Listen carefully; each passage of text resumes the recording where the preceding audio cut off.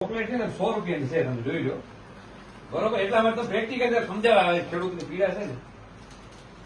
100 રૂપિયામાં ખાલી એક ડેરી મિલ્કની ચોકલેટ આવે છે. હવે સાહેબ આ પેટ્રોલ છે, અત્યારે તમને ખબર છે પેટ્રોલ સાહેબ કેટલો ભાવ છે? 101 ને 101 રૂપિયા 64 પૈસા. સાહેબ 100 રૂપિયામાં પેટ્રોલ નથી આવતું બરાબર. સાહેબ આ ડીઝલનો ભાવ છે 97 રૂપિયા ને 76 પૈસા. એટલે 100 રૂપિયામાં હાલો આમાં હજી 3 રૂપિયાનું ડીઝલ આવશે, એની જગ્યામાં આવી નહીં બોટલમાં. 100 રૂપિયામાં સાહેબ અત્યારે ડીઝલનો ભાવ થઈ ગયો છે. બીજી સાહેબ અમે ફુલાવર લઈ આવ્યા છે આ બધા ખેડૂતો. ફુલાવરના અત્યારે કેટલા રૂપિયા કિલોનો છે? 120 રૂપિયા. સાહેબ આ ફુલાવરનો ભાવ 120 રૂપિયા છે, એટલે અમે આગળ 100 રૂપિયા લઈ આવ્યા છીએ. 100 રૂપિયામાં અત્યારે ફુલાવરના આ બે ડોડ આવ્યા છે. સાહેબ આ ગોવા છે, ગોવાના કેટલા કે 150 રૂપિયા. આના 150 રૂપિયા કિલાના છે બરોબર. એટલે અમે 100 રૂપિયાની ખાલી અત્યારમાંથી ગોવા થયો છે. અને ગાજરનો 90 રૂપિયા હતા ને સાહેબ, આ ગાજર 1 કિલોના 90 રૂપિયા છે. આ 100 રૂપિયા ગાજર છે.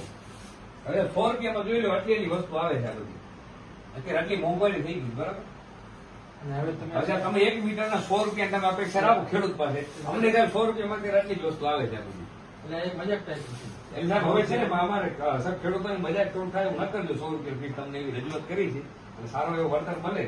તમે થોડુંક તમે પણ ખેડૂતોને સહયોગ કરો. એ બધા અમારા ખેડૂતોની બધી રજૂઆત છે. એકાકારે સાહેબ ખેડૂતનું લેટર થી દઈએ. આવો હમણાં યાદ આવો શું બેન આવો તમે કીધું હમણાં યાદ આવો ને.